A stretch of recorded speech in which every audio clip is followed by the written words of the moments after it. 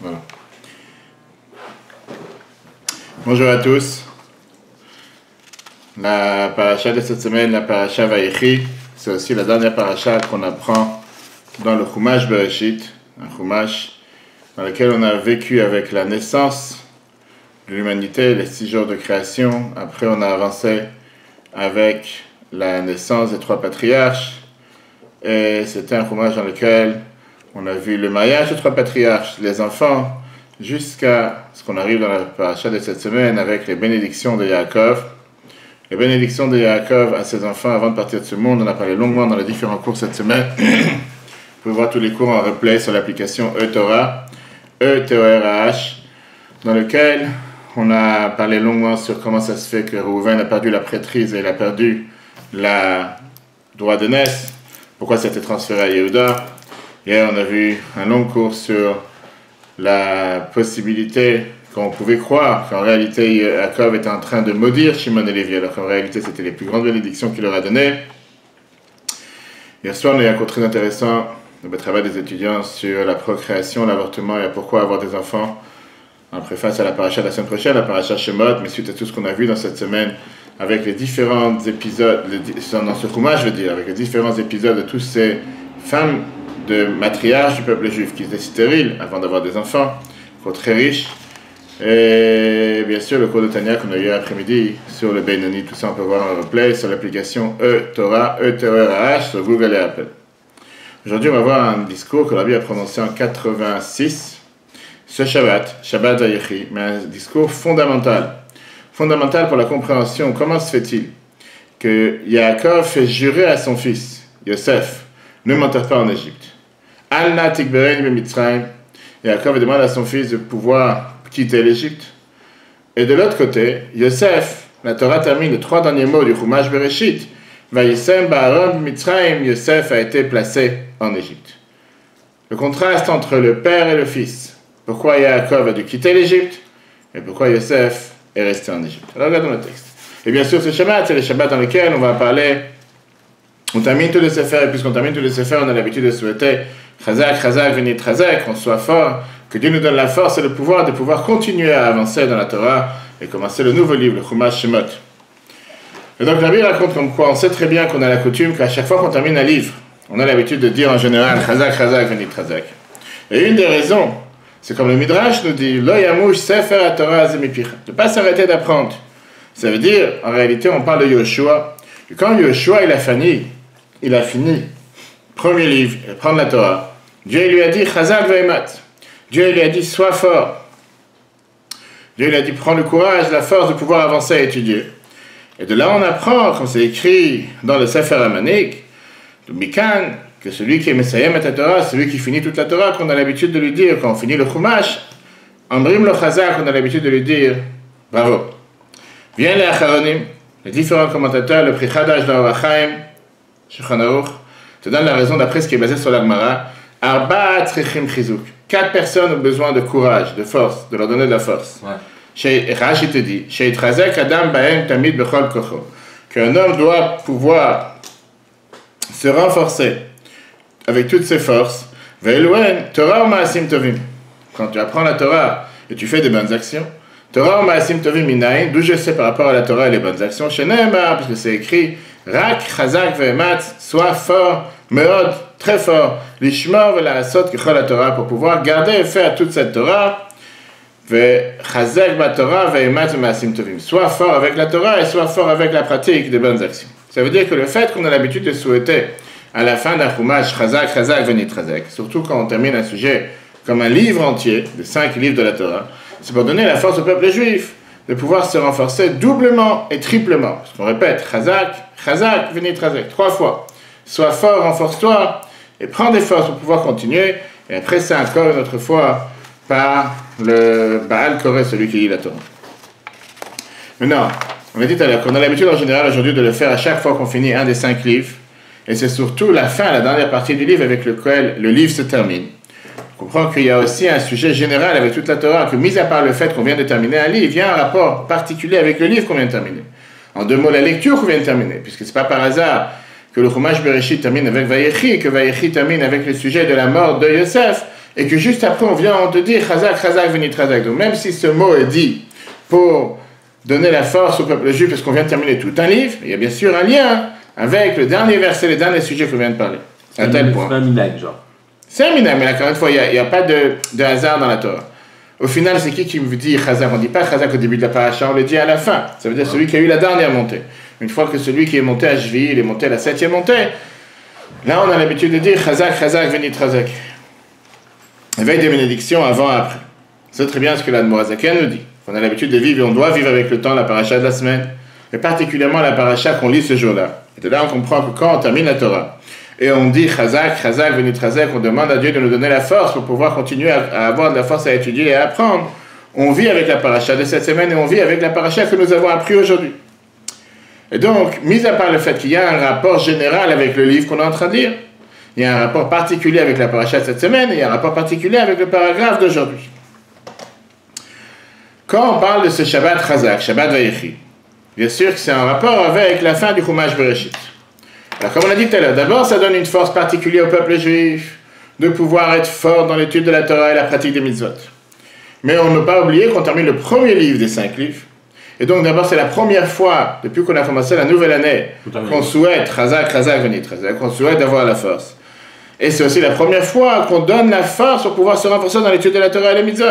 Et on sait très bien, une règle générale que la Torah nous dit, dans la Mechilta, quand la Tralot Kashot, tous les débuts sont difficiles. Le fait de commencer quelque chose de nouveau, c'est difficile. Quand la Torah vient, elle te dit pour la première fois, Chazak, Chazak, sois fort, ça inclut avec ça une force, pour voir, puisqu'on a commencé la bonne route, on a marché sur le bon chemin, et la preuve c'est qu'on a réussi à terminer tout un livre. Dieu nous donne la force de pouvoir continuer et avancer. Mais, ça c'est la généralité. Rentrons dans les détails maintenant. Comme on a dit que c'est pas seulement du fait qu'on termine le Chumash Bereshit, on termine aussi la paracha Vayechi, et on termine le dernier paragraphe, le dernier sujet qu'il y a dans la paracha Vayechi.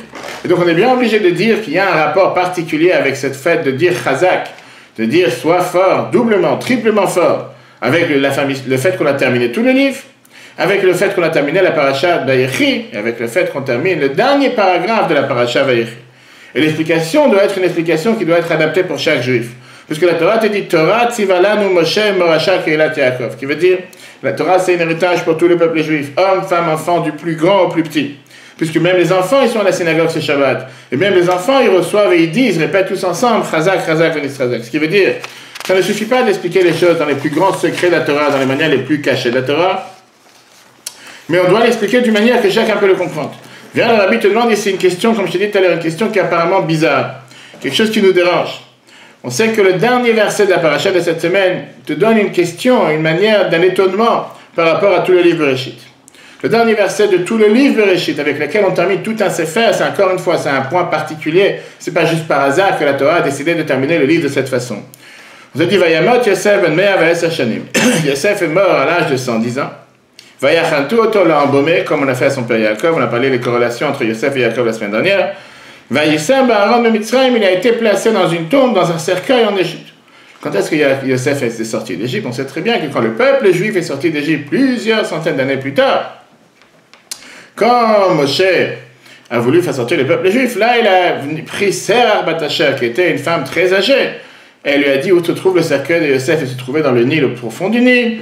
Et là Moshe est venu le voir et il lui a dit écoute, on est venu maintenant le moment d'accomplir la promesse et la demande que tu as demandé. Pakot, pakati, comme Yosef a demandé avant de parler qu'à ce moment-là, on va le sortir d'Égypte. Il a dit, monte à la surface afin qu'on puisse le sortir d'Égypte. Et c'est une des raisons pourquoi certains n'ont pas pu faire le premier Pessah, parce qu'ils étaient avec les cercueils de Yosef. On ne parle dans tous ces détails, ce n'est pas le sujet aujourd'hui. Et au final, quand le peuple juif est sorti d'Égypte, on l'a sorti d'Égypte. Mais en attendant, Yosef est resté en Égypte. Il est resté en Égypte et il a été placé dans un cercueil en Égypte. Alors que son père le fait jurer dans la même paracha de ne pas l'enterrer un instant en Égypte et de le faire sortir d'Égypte. Donc prenons d'abord le point par point. Comment tu peux dire, on termine la phrase, Yosef est mort, il est enterré en Égypte. Et là tu dis bravo, Mazel Tov. Quand tu casses un verre à un mariage, tu dis Mazel Tov, tu as cassé un verre. Là on dit Yosef il est mort, qu'est-ce que tu te réjouis? C'est quoi cette joie? Chazak, Chazak, Venit Chazak. Bien sûr tu me dis c'est sur tout le livre. Mais tu viens de parler de la mort de Yosef. Que Yosef il reste en Égypte. D'abord on te dit Yosef il est mort. Deuxièmement il reste en Égypte. À tel point, comme on l'a dit tout à l'heure, que Yaakov, ça c'est tout un autre cours qu'on avait fait il y a quelques années en arrière, vous pouvez regarder sur l'application Vayechi, sur pourquoi Yaakov il fait jurer son fils de ne pas rester en Égypte. Sur l'application E-Torah, E-Torah sur Google et Apple. Yaakov, dans la même paracha, il demande à Yosef, Al-Natik Beredim Mitzrayim, ne m'enterre pas en Égypte. Un Satani Mitzrayim, enlève-moi d'Égypte. Jusqu'à ce que Yaakov n'est même pas prêt à rester en Égypte un petit instant. Et là, on voit que Yosef, il reste en Égypte. Pas seulement il reste en Égypte, il reste pour des générations à venir. Comme on l'a dit tout à l'heure, tu avances quelques centaines d'années jusqu'à ce que le peuple juif sorte d'Égypte. Pour, après la Yetziat Mitzrayim, mais pour pouvoir arriver vers le mont Sinaï qui ne se passe pas aujourd'hui. Il est enterré où, Yosef? Aujourd'hui, il est à Shrem. Dans le mode de Yosef, il est aujourd'hui à Shrem. Ce que certains ont confondu et appellent aujourd'hui Naplouse. Et qui malheureusement, quand on veut aller visiter la tombe de Yosef aujourd'hui, il faut aller presque en cachette dans la nuit, escorté par l'armée, parce que si jamais tu vas en pleine journée, tu peux te faire massacrer avec des pierres. Combien de fois les terroristes palestiniens ont mis de feu à la tombe de Yosef, ont essayé de le détruire? Les dernières décennies, il y a toujours eu des histoires avec cet homme, mais au départ, quand il est décédé, la Torah te dit comme quoi il était placé en Égypte, il a été enterré en Égypte pendant quelques centaines d'années. En réalité, on sait très bien que quand à l'époque en Égypte, ils avaient l'habitude d'embaumer une personne, Aaron pour le mettre dans un cercueil. Le but de l'embaumer, c'était pour garder le corps, pour s'assurer que le corps soit intact, qu'il ne soit pas être mangé, qu'il ne va pas être régné par les vers, etc. Mais pourquoi l'embaumer? C'est interdit, c'est péché ça. Ça, c'est une tradition égyptienne. En quoi c'est péché par rapport à la halakha? La personne retourne dans la terre, mais c'est ce que les Égyptiens faisaient avec des gens importants, certainement. En deux mots, la Bible dit, on vient ici montrer comme quoi on a fait deux choses pour s'assurer qu'il reste intact en Égypte. Pas une seule chose, mais deux choses. Surtout que d'après ce que la Gemara nous dit, la Gemara Sota, page 13, 1, Aaron shel matechet asulo. Ils l'ont mis dans un cercueil en métal. Pourquoi un cercueil en métal? En métal, ukvaou benilo sana. On l'a mis, ils l'ont planté, ils l'ont enterré à l'époque, dans le Nil, puisque c'était les sources de bénédiction pour les Égyptiens, et comme ça, l'eau des Égyptiens pouvait être bénie. Tu as ici le commentaire 27. Page 6. Et après de nombreuses années, a été accomplie la demande de Yosef. Vous allez élever, vous allez sortir mes ossements d'ici. Et seulement etatzmotai, sans la chair, alors que l'Égypte l'ont enterré avec vayachantoto, comme on dit, l'ont embaumé, c'est sa chair, ses os, tout à la fois. Et on ne rentre pas dans tous les détails, mais il y a ici un commentaire du Rabbi très intéressant, c'est le commentaire 29, le Rabbi dit dans la Gemara Sota 13b, pourquoi Yosef, il a été appelé des ossements de son vivant, parce qu'il n'a pas fait attention à l'honneur de son père. Tout un discours intéressant, parce que c'est bizarre que Yosef il dit à ses enfants, Ve'alitem et tatzmotai. Pourquoi tatzmotai? C'est-à-dire vous allez faire monter mes ossements. Il dit, vous allez faire monter mon cercueil. Pourquoi parler avec des ossements? On va pas dans ça, c'est un discours intéressant, peut-être après si on aura le temps. Ok, une autre question qui dérange. Si jamais la fin du livre, elle aurait été seulement inversée avant ça, avec le serment de Yosef, on aurait pu inverser les choses.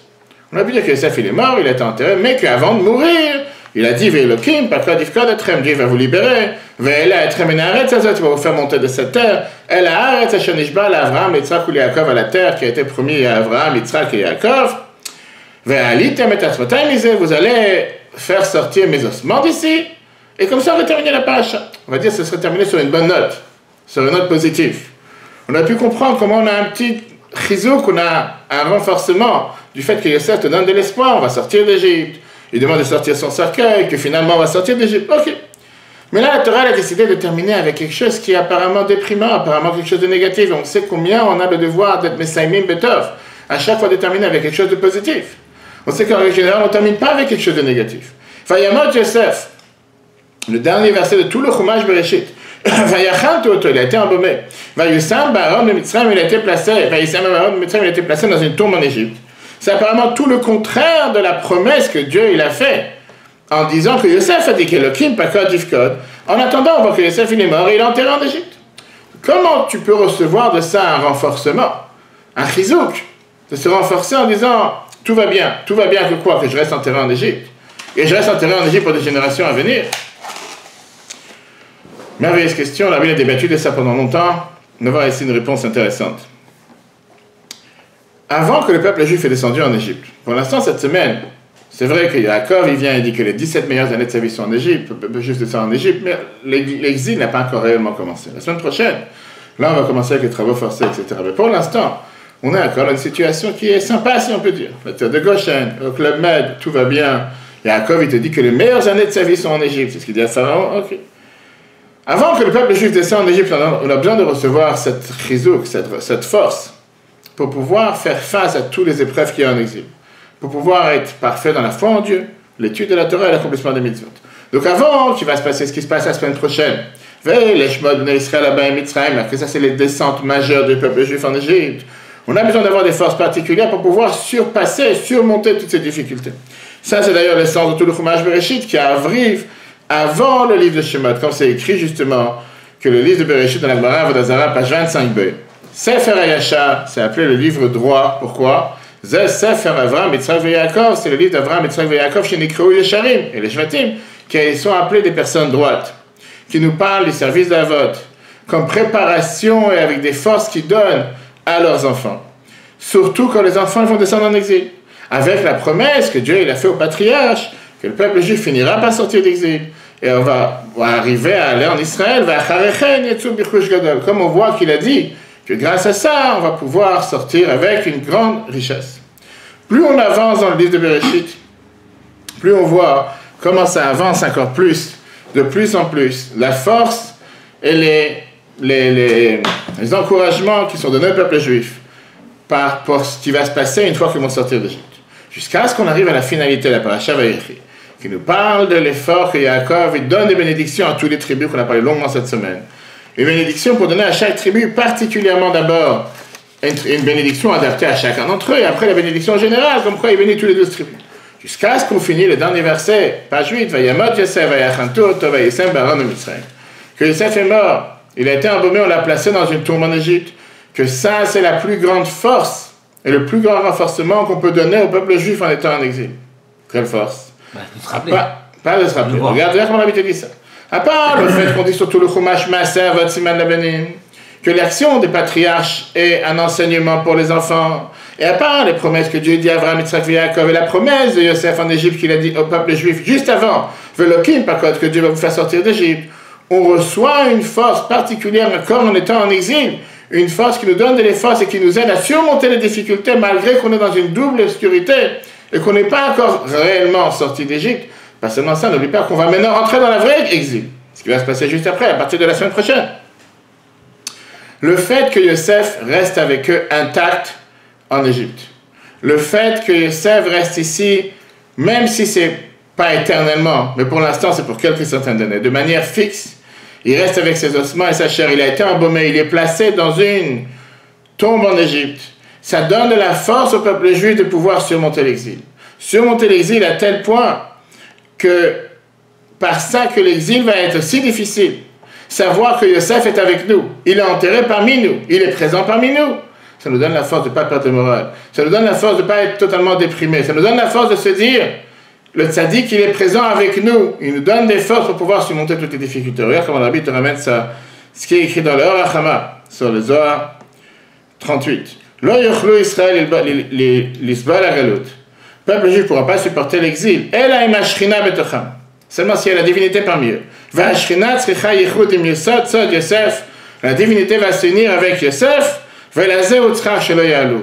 Et c'est pour ça que Yosef ne pouvait pas quitter l'Égypte. Il devait rester en Égypte pour être présent en Égypte avec le peuple qu'il est descendu en Égypte, pour leur donner des forces pendant l'exil de surmonter l'exil. Regarde ce que le Shach, Siftei Kohen, te dit là-bas. Amar Yaakov et Yosef. Yaakov dit à Yosef, toi t'es pas comme moi. Moi je dois sortir d'Égypte, comme on a expliqué ça longuement dans un autre cours qu'on a dit tout à l'heure. On peut voir sur l'application eTorah sur Google et Apple, Vayechi, pourquoi Yaakov a demandé à son fils, il a juré de ne pas rester en Égypte. Mais Yaakov dit à Yosef, Ata tzarir shetagen alehem. Toi, tu dois protéger le peuple juif. Et toi, tu dois leur donner la grâce et la bonté. Tout le temps qu'ils sont en exil. Pouvoir être avec eux, avancer avec eux, qui ne vont pas être totalement abandonnés. Moi, je peux partir, toi, tu ne peux pas partir. Yosef ou Amashbir. Yosef est celui qui donne la force au peuple juif. Et par ça se termine la pensée profonde du verset qui commence juste après. Voici le nom des enfants juifs qui sont arrivés en Égypte au commence ce Shabbat. Al-Shem Geulat Israël Iskerukan. Comme écrit dans Midrash Rabbah de Shemot, pourquoi on dit Ve'el Shemot ben Israël? Qu'est-ce qu'on nous va nous dire les noms sur la Geulat qui va se passer? La montée qui va venir après la descente. Maintenant on comprend Pourquoi c'est ce dernier verset qu'on dit ce Shabbat dans toutes les synagogues? Et tout le monde répète, Chazak, Chazak, venez Chazak, dans le livre Réchit. La Torah, elle est éternelle. La Torah te donne ici un enseignement éternel pour tout le peuple juif, dans toutes les générations. Comment pouvoir surmonter tout l'exil, parfois un exil qui est dur, parfois une obscurité qui est dure. De la même manière qu'en exil en Égypte, le peuple juif a reçu des forces encore avant de descendre en exil, pour pouvoir surmonter cet exil, pour pouvoir réussir à s'en sortir. Pareil dans chaque exil, puisqu'on sait que tous les exils sont appelés sous le nom de Mitzrayim, comme c'est écrit dans Bereshit Rabbah, chapitre 16. Et on sait très bien que de la même manière que nous sommes sortis d'Égypte, Dieu va nous montrer des miracles. Et d'ailleurs, c'est juste après ça écrit, voici les noms des enfants juifs qui vont sortir d'Égypte. Inclus leurs petits-enfants et leurs arrière-petits-enfants de tous ceux qui sont descendus en Égypte. Comment on reçoit la force et la puissance de pouvoir surmonter l'exil? Et comment on peut recevoir cette force, apprendre la Torah et faire les mitzvot de la meilleure manière avec toute sa force? On reçoit les forces par les maaseh avot. Parce que les patriarches, ils ont fait. Et les promesses que Dieu leur a dit, jusqu'à la promesse que Dieu il a dit à Yosef et Elohim, que Dieu va vous libérer, va aller à Etrem, ça tu vous faire partir de cette terre. Et la plus grande promesse, le dernier verset de tout le Chumash Bereshit, le dernier verset de toute la paracha, que Yosef se trouve avec le peuple juif en exil. Yosef a été placé en exil. Les autres frères. Les autres frères, oui, mais encore une fois, Yosef était quand même la personne la principale. Tu peux dire, on peut expliquer que on a vu tout à l'heure, dans la paracha, on voit comme quoi Yaakov, il fallait demander permission, il avait peur que Pharaon ne va pas laisser. Est-ce qu'il va laisser sortir? Il ne va pas laisser sortir. Finalement, il a laissé sortir, c'était le vice-roi. Pas forcément que n'importe quelle personne qui voulait faire des voyages, comme aujourd'hui, tu prends un billet, tu prends un voyage. C'est pas si simple que ça. Et pour mentionner cette chose-là, et de manière ouverte, et de manière dévoilée, on proclame dans toutes les synagogues, à la fin de la lecture de Bereshit ce Shabbat, Vayamot Yosef, que Yosef est décédé, Vayachat Oto, que l'a embaumé, Vayusam Baron de Mitzrayim, il a été placé dans une terre, dans un cercueil en Égypte. Chazak, Chazak, venez Chazak. Renforcez-vous avec ça. Renforcez-vous, on dit ça à tout le peuple juif en exil. Que le savoir que Yosef se trouve avec vous en exil, avec ses ossements, avec sa chair, jusqu'à ce que même les gens simples, dans les paragraphes, même les enfants, ils proclament cette proclamation. Et on prend de ça une énorme force, un énorme soulagement. On se renforce l'un à l'autre. Comment? Parce que Yosef est mort, il est embaumé et il est placé dans un cercueil en Égypte. En sachant que Yosef ne nous a pas quittés. Oui, il est décédé. Oui, il n'est pas là matériellement, mais il est avec nous en Égypte.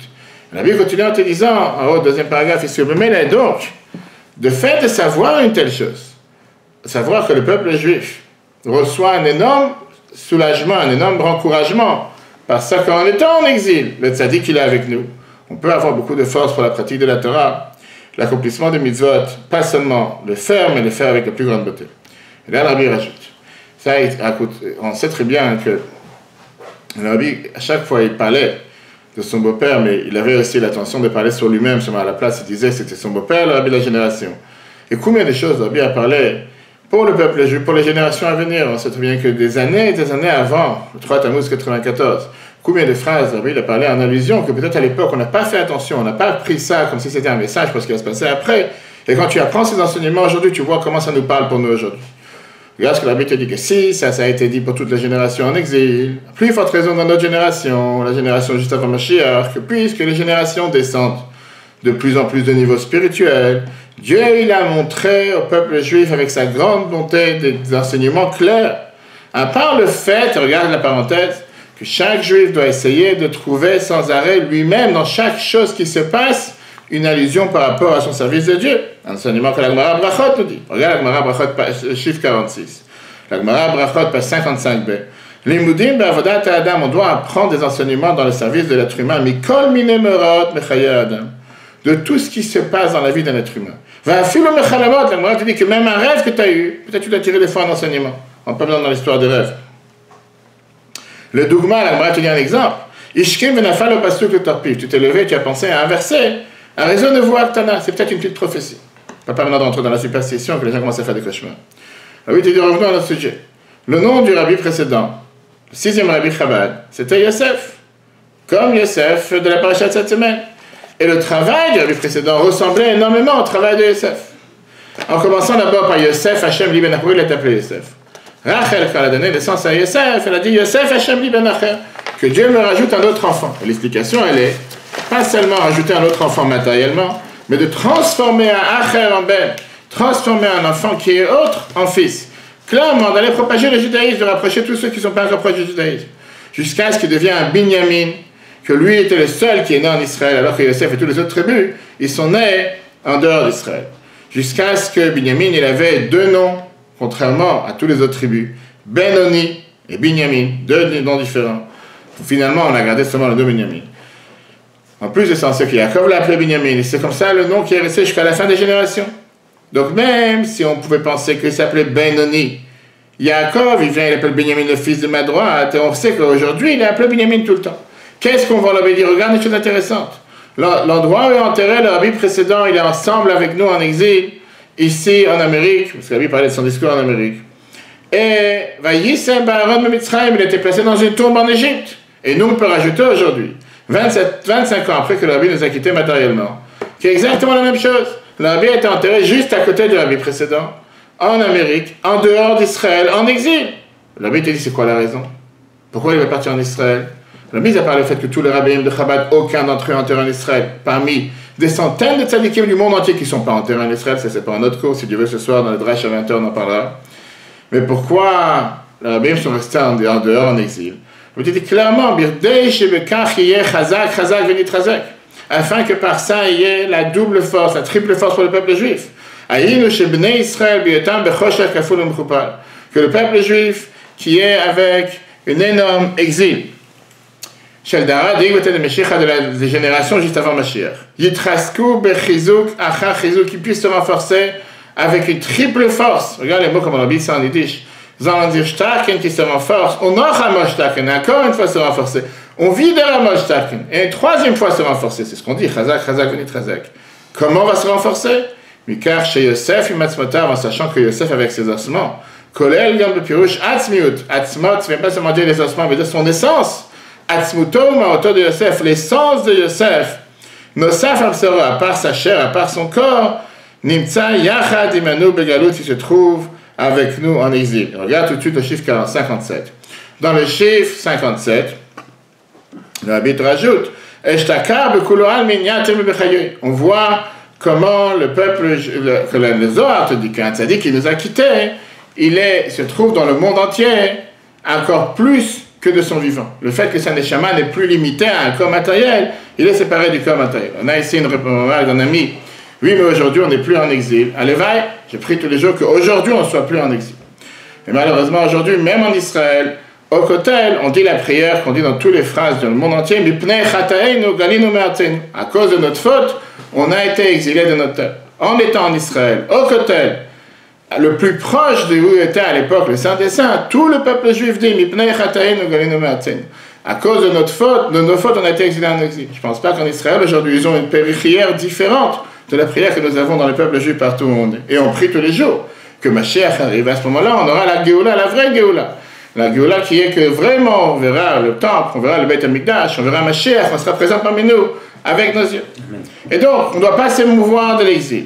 On doit être très fort avec toutes les épreuves que nous avons dans l'exil, qui parfois peuvent empêcher quelqu'un à apprendre la Torah, peuvent empêcher quelqu'un à faire les mitzvot, surtout en sachant que si on va dans le chemin qui a été tracé, depuis Abraham, Yitzhak, Yaakov, Moshe, Aaron, David, Shlomo, toutes les générations à venir, jusqu'à Yosef de nos générations, par ça qu'on montre comme quoi Zaro Bachaim, automatiquement Afou Bachaim, le fait que la descendance de Yaakov est vivante, la paracha de cette semaine, automatiquement, Yaakov lui-même, il est aussi vivant, et par ça, on peut propager la Torah, propager le judaïsme, faire en sorte de s'assurer que les Juifs du monde entier, inclus ceux qui sont en Israël, sont des Juifs qui ne sont plus des Acher, qui ne sont pas des autres, mais ils sont de même. On va parler d'actualité. Cette semaine, il y a une femme importante en Israël qui est décédée. Il y a tout un débat, pendant qu'on parle, sur la manière de l'enterrer, comment l'enterrer, les demandes qu'elle a demandées. On ne peut pas juger une personne. Mais malheureusement, ça montre que même en Israël, combien l'exil fait parmi tellement de Juifs, qui peut-être habitent en Israël, qui vivent en Israël, mais l'exil est tellement fort que parfois des notions simples de la Torah, malheureusement, ne leur ont pas été enseignées, malheureusement, n'ont pas eu la chance de l'apprendre, et que c'est sûr que s'ils les auraient appris, ils auraient été éduqués avec ces valeurs de la Torah, ils auraient peut-être agi différemment. Et c'est ce que la Bible a répété à des centaines de fois, des personnes qui venaient le voir, ça c'est il y a 27 ans. Comment se fait-il qu'il y a des centaines de milliers d'enfants juifs sur tout Israël qui ne connaissent pas la lettre d'un Aleph Bet, qui ne connaissent pas l'histoire du peuple juif, qui ne connaissent pas les faits du peuple juif, qui ne connaissent pas c'est quoi les 12 tribus, qui ne connaissent pas c'est quoi les 10 plaies. Notre devoir, c'est de s'assurer, pas seulement d'être dans son cocon en disant « Je suis en Israël, tout va bien pour moi, Mashiach est déjà présent à mes yeux », mais de s'assurer que chaque juif qui se trouve en Israël, qui ne connaît pas encore la valeur de la Torah et les mitzvot, a nous le devoir de s'assurer, de lui apprendre et justement de le faire sortir de cet exil spirituellement jusqu'à ce qu'on sorte matériellement. Alors là, c'est un discours qui a été prononcé en 86. Ça, c'est si on aurait eu encore beaucoup de travail en exil. À plus forte raison, depuis que le rabbi précédent, en 1942-43, avait déjà dit que le travail est déjà presque terminé. On a déjà terminé tout ce qu'on avait à faire en exil. Et qu'on est prêt, la seule chose qui reste, c'est à faire briller les boutons. Les boutons qu'on a sur la veste, comme si dire, il reste quelques petits détails. C'est qu'aujourd'hui, ça nous donne encore plus de force en sachant qu'on est dans les derniers instants de l'exil. Et que chaque jour qui passe, c'est un jour en trop. Chaque jour qui passe, on prie pour que Mashiach il arrive. Et le fait que Mashiach n'est pas encore venu et que le peuple juif dans le monde entier est encore en exil, c'est un jour de trop. C'est un jour dans lequel on demande à Dieu 18 fois par jour dans les 18 bénédictions, qu'on dit à 3 reprises. Shacharit, Mitra, Ma'ariv. 6 bénédictions par prière, on a l'habitude de demander à Dieu de nous sortir d'exil. 6 fois 3, 18. 18 fois par jour, on demande à Dieu de nous faire sortir d'exil. Les mêmes bénédictions qui sont prononcées par tous nos frères et sœurs en Israël. À plus forte raison qu'on se trouve maintenant dans la période des 30 jours. Les 30 jours qui sont juste avant Yud Shvat, le jour où le rabbi est devenu un rabbi. On sait très bien que c'est le jour aussi de l'Elula du rabbi précédent. Et automatiquement, c'est le jour dans lequel on peut prendre beaucoup de force pour pouvoir continuer dans ce travail et agir, malgré les difficultés qu'il y a en exil, à faire jaillir les forces de la Torah, les mitzvot, pour tous les peuples juifs partout où ils se trouvent. Rabbi avait à l'époque lancé la demande de s'assurer que tous ceux qui sont à la yeshiva s'assoient et apprennent, c'était juste après la victoire de Tevet, et faire ça de manière fixe, malgré que nous sommes en exil, en transformant nos maisons, en transformant nos chambres en maisons de Torah, par ça que ça devient une maison dans laquelle on apprend la Torah, où il y a des cours de Torah, par ça que c'est un endroit où un juif s'habille comme Dieu il attend de lui, que le manger soit un manger qui est adapté à ce que Dieu il attend de lui, et surtout se renforcer avec la demande que le Mishnah nous dit dans Pirkei Avot, Maxime de nos Pères, chapitre 1, Mishnah 6, Asel et Harav, d'avoir un Rav, d'avoir un maître. D'avoir un maître, parler avec lui sur son travail de Dieu, son service de Dieu, Torah, Avodah, Gemilut Chasadim. Et ça, particulièrement, comme on l'a dit, qu'on est en préparation au jour du 10 Shvat. À l'époque, le rabbi avait lancé qu'on va faire un examen tous les 10 jours pour tous les élèves de la yeshiva. Je me rappelle comment c'était à l'époque, du fait que le rabbi te demande, il y a un examen qui va se passer, tu dois avoir un test, on va voir. Il y avait la fameuse phrase que le rabbi avait lancée, qu'il y a une nouvelle phrase que les gens emploient aujourd'hui en disant « j'étais pas prêt pour l'examen ». On te demande de ne pas apprendre ce que tu apprends tous les jours, on te demande d'apprendre ce que tout le monde apprend, ce qui a été fixé pour se préparer à l'examen, et celui que son nom ne sera pas dans la liste, ça veut dire qu'il n'a rien appris. Moi, c'était vraiment comme une prétention particulière qu'on a maintenant 3 semaines, un mois, tous les 10 jours, se préparer comme il faut. Et par ça, on mérite que malgré qu'on est en exil, avec Yosef, dans le peuple juif, comme à l'époque, qu'il a été embaumé, il a été placé dans un cercueil en Égypte, Dieu nous a promis à travers Yosef que Velokim Pakod Yivka, Dieu va nous libérer d'Égypte. Il va nous faire monter de cette terre vers la terre que Dieu l'a promis à Abraham, Yitzhak et Yaakov, et ça sera aussi dans notre génération, que le fait qu'on a les tzadikim de notre génération avec nous en exil, et qui nous donne cette force, ensemble avec la promesse qu'on lit dans cette paracha, juste avant la fin du Sefer, comme on l'a dit tout à l'heure, on va mériter de se revoir avec le rabbi et tous les rabbis, mais tous les tzadikim qui nous ont quittés, et malgré qu'ils se trouvent en exil, savoir que ce n'est pas l'endroit fixe pour tout le peuple juif. Au contraire, le but de l'exil, la Yerida, la descente qu'on a eu en exil, c'est pour avoir une plus grande aliyah en exil. Et comme c'est écrit que l'Agmara nous raconte, dans l'Agmara Brachot, page 9, page 14, par rapport à l'exil de Mitzrayim même, Shelo Yomer Oto Tzadik, pour que ce Tzadik ne vienne pas dire à Abraham, va Vadoum Binyotam, les faire souffrir les 400 ans d'esclavage en Égypte, ça tu as accompli. Yatsu Bichosh Gadol, mais pouvoir sortir avec une grande richesse, ça tu n'as pas accompli. Ça veut dire, a priori, qu'est-ce que ça veut dire une chose pareille? Quand un enfant il est en exil, il a la souffrance, son père, même un père matériel, va tout faire pour l'aider. Sans s'émouvoir de qu'est-ce que quelqu'un va venir et dire, qu'est-ce que quelqu'un va venir émotionner. Mais on est bien obligé de dire que le fait que Dieu il a décidé d'envoyer le peuple juif en exil, c'est pour le bien du peuple juif. Que grâce à ça, on a cette grande richesse en sortant d'Égypte. Néanmoins, la Bible dit combien on peut